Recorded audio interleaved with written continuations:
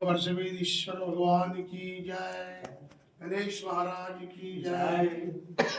భక్తులందరికీ ధన్యవాదాలు। ఈరోజు దీపావళి పర్వదినము। నరకాసురుడు వధించిన రోజు। సత్యభామ నరకాసురుని సంహరించిన సుదినం। పురాతనం సనాతనం యుగయుగాల నుంచి ధర్మ సంస్థాపనార్థాయ సంభవామి యుగే యుగి। మరి ధర్మం అనే వస్తువుకు విఘాతం కలిగినప్పుడు ప్రతి యుగంలో పరమాత్ముడు ఒక రూపంలో అవతారం ఎత్తుతున్నాడు। దైవం కలియుగంలో మానుష రూపేణ। ఈరోజు దీపావళి పండుగ ఎంతో సుదినం। ఈ దీపావళి పండుగ రోజు సాయంత్రం పూట ప్రతి ఒక్కరు ఇంట్లో దీపాలు వెలిగించుకొని లక్ష్మీదేవి పూజ చేయడం జరుగుతుంది। శ్రీ అంటే లక్ష్మితో కూడినవాడు శ్రీరాముడు, శ్రీకృష్ణుడు। శ్రీ అంటే లక్ష్మీదేవి, అందరూ కూడా శ్రీకృష్ణుడు కూడా లక్ష్మీతో కూడుకున్నటువంటి వాడు। మరియు శివుడు, మరి ఆయన కూడా ఇంకా పార్వతీదేవి, లక్ష్మీదేవి, వాళ్ళందరూ ముగ్గురు సమానమే। ఏంటంటే మన ఇంట్లో ఒక దీపం వెలిగిస్తే మన ఇంట్లో 10 దీపాలు వెలుగుతాయి।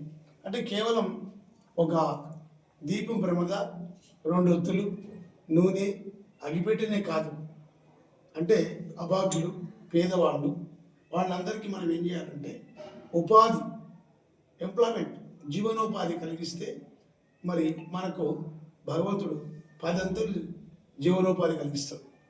యద్భావం తద్భవతి।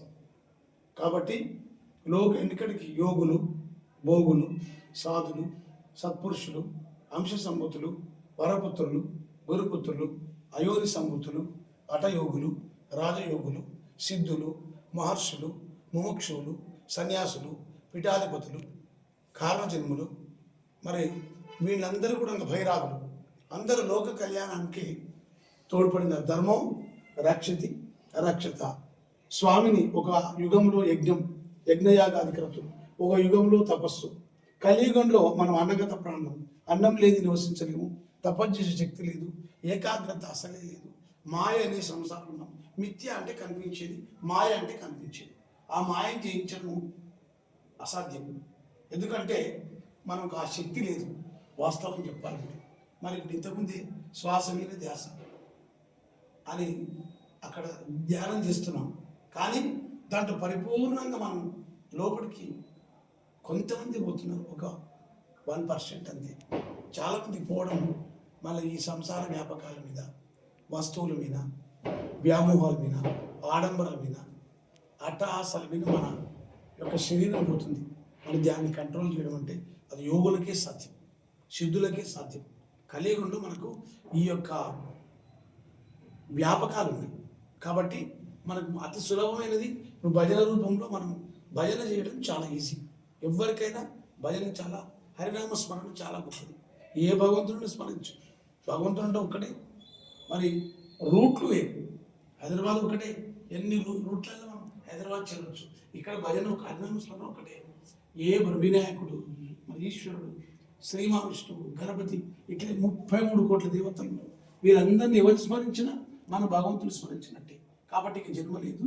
మనిషి అంటే ఎంబో ఎన్నివై, మనంటే డబ్బు, SCGC అంటే స్త్రీ, ఆమె అని అర్థము।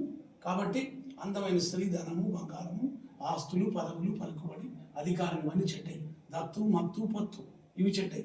కాబట్టి ఆధ్యాత్మిక, ఆది భౌతిక, ఆది దైవిక, మానవ, ఇక జన్మ మానవ సృష్టిలో 83,99,999 జీవులు పునరపి జననం, పునరపి మరణం, ఆత్మకోమలం, సున్నితం, సూక్ష్మం, వేగం, అర్థం, రాడు లాంటిది, ఉక్కు లాంటిది, ఆత్మనాశనమే వస్తారు।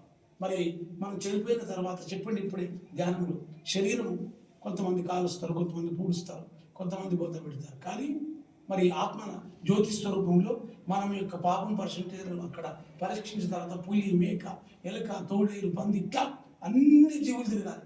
పుణ్యాత్ముడు ఎవడైతే ఉంటాడో 10 రూపాయలు ఇస్తే 1 రూపాయి దానం చేసి మృదుమధురమైన కోమలమైన భాష మాట్లాడి అన్నదానము, గోదానము, భూదానము, హిరణ్యదానము, గజదానము, అశ్వదానము, రోడ్ల పక్కల చెట్లు నాటించి, ఉద్యానవనం నెలకొల్పి, పాఠశాలను కట్టించి, విడిది ఆశ్రమాలు ఏర్పరిచి, కళ్యాణ మండపాలు ఏర్పరిచి, మరి ఎవరైతే ఆ విధంగా లోక కళ్యాణం కోసం చేస్తారో వాళ్ళంతా కూడా మళ్ళీ జన్మ ఉంటుంది. ప్రతి నిమిషం మనం ఏం కొనుక్కోవాలి, పరమాత్మ ఈ శరీరం ఇచ్చినావు, ఇక మాకు ఈ మానవ జన్మ ఇయ్యకు, ఇదే చివరి జన్మ. ఎవరి చేతులు చిక్కకుండగా, కొడుకుల చేతుల కోడళ్ళ చేతుల చిక్కకుండగా మేము సునాయాసంగా మా శరీరాన్ని వదిలి నీ యొక్క పాదాల చెంత నీ లోపల ఆత్మ ఈజ్కోల్టు పరమాత్మ, పరమాత్మ ఈజ్కోల్టు ఆత్మ, రెండు రాళ్ళే. ఆత్మ చిన్న గురికర, పరమాత్మ అనంతం, అంతులేంది అనంతం. కాబట్టి మమ్ములను అనంతమైన నీ లోపల మమ్మల్ని చేర్చుకో. మేము పరమాణులు. పరబ్రహ్మ తత్వం ఏంటంటే గురువు బ్రహ్మ, గురువు విష్ణు, గురువు దేవు మహేశ్వర, గురు సాక్షాత్ పరబ్రహ్మ.